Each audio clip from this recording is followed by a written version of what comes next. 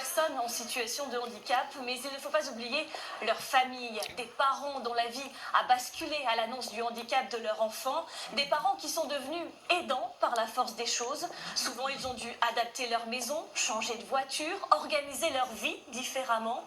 3 familles franc-comtoises ont accepté de nous raconter leur quotidien.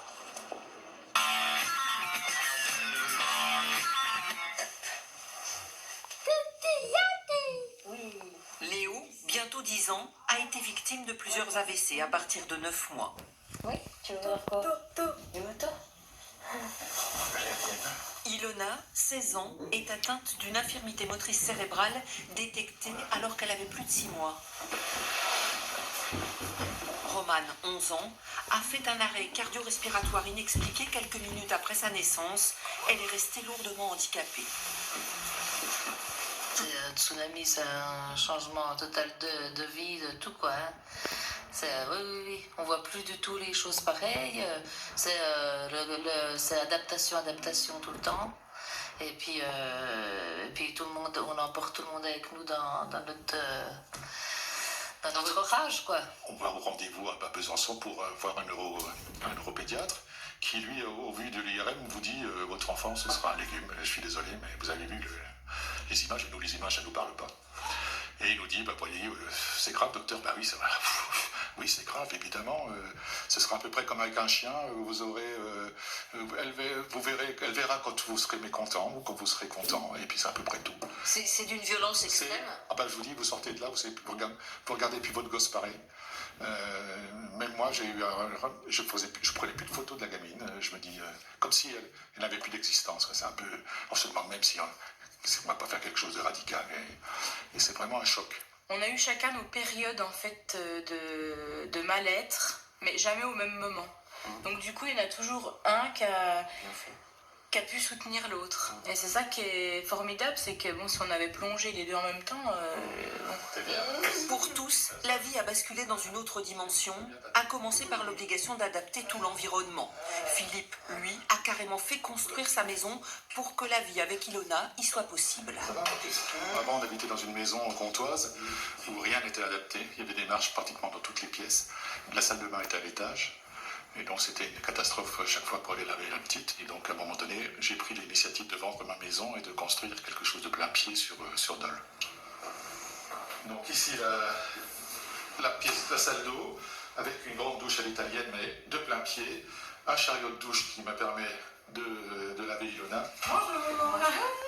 Même démarche chez les parents de Romane, sa grande chambre lui permet même de faire certaines séances de kiné à domicile. Pour la vie en extérieur, en revanche, les choses sont beaucoup plus compliquées, faute d'un environnement adapté.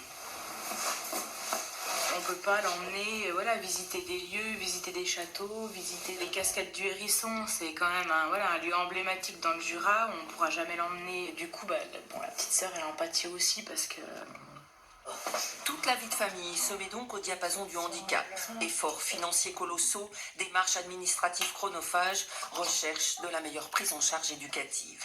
Le cocon se referme, la vie sociale se réduit souvent à sa plus simple expression. J'ai perdu un peu des amis qui se sont écartés, tout ça, puis après j'en ai récupéré, des fois les mêmes qui s'étaient écartés, et puis après à force de leur dire j'ai besoin de vous, j'ai besoin que vous soyez normaux, que vous fassiez rire, parce qu'en fait ils savaient juste pas comment se comporter. Il y a des gens qui vous ignorent parce qu'ils ont peur. Il y a nous qui nous éloignons un peu du monde aussi parce qu'on a d'autres contraintes. C'est pas qu'on a peur des autres, quoique moi je sais que j'allais plus trop au restaurant parce que j'avais pas honte de la petite, mais pas loin. Et puis parce que les gens nous regardaient, et ça me gênait. Aujourd'hui, je l'emmène au resto, j'en ai plus rien à foutre. Mais c'est vraiment, maintenant, elle peut manger comme une cochonne. Pour foutre. Le regard de l'autre n'a plus aucune importance. Ouais.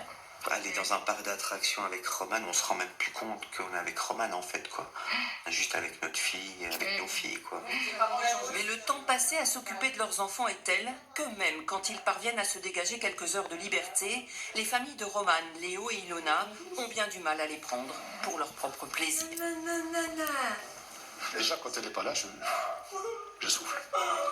Et ça prend du temps. Je ne suis pas tout jeune non plus, donc j'arrive pas à penser à moi, c'est vrai. Je me force un petit peu, mais après, des fois, ça peut être dangereux, parce qu'on peut y prendre goût après. Et puis, on peut avoir envie de plus, de plus, de plus. Et puis après, culpabiliser parce qu'on a envie de plus. On essaye de rappeler aux familles et aux parents de penser, continuer à penser à eux, de continuer à avoir des espaces comme parents, comme couple, mais de ne pas s'oublier. À Besançon, c'est ici que les parents sont dirigés si leur bébé présente un développement inhabituel. L'équipe est pluridisciplinaire, on y observe l'enfant. Quand il y a beaucoup d'affaires autour de lui, il me regarde, il me cherche, puis il me montre. Mais le parent n'est jamais loin. On essaye de travailler au maximum avec les parents, on se pose mutuellement des questions. Moi, je peux apporter mon regard clinique et professionnel. Les parents, eux, connaissent leur enfant par cœur parce qu'au quotidien, ils vivent des choses que nous, on ne verra pas dans un cadre d'une séance. C'est important d'avoir des professionnels à notre écoute. On se sent soutenu, comprise aussi, parce que les gens ne comprennent pas forcément. Et puis, même quand on est en extérieur, je veux dire, c'est pas écrit sur sa tête qu'il a un handicap. Donc, non, c'est important, oui. Puis, il faut que les parents aillent bien pour que l'enfant aille bien. C'est indispensable. Je pense que l'attente des parents, c'est surtout d'être entendus, d'être écoutés, et puis qu'on puisse les aider à comprendre le fonctionnement de leur enfant, à mettre du sens sur leurs inquiétudes ou à les rassurer si c'est possible. Aider l'enfant et soulager le parent, c'est aussi le rôle des lieux d'accueil. Philippe en sait quelque chose quand il a perdu sa femme d'un cancer qu'elle n'a pas soigné à temps pour rester auprès de sa fille. Il a pu inscrire Ilona à l'IME de Dole, où elle dort même 2 fois par semaine.